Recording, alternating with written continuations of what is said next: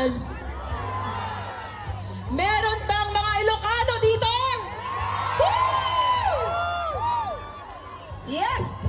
Siyempre, ang ating mga palanggang Bisaya, Ilocos, Cebuano, taga Mindanao, Visayas, Luzon. Woo! Maraming salamat po. Kami ay lumipad sa Himpapawid para durugin ang mga kalaban ng bayan, ang Marcos administration. May taga-Amerika po bang dumayo dito? Woo! Thank you very much.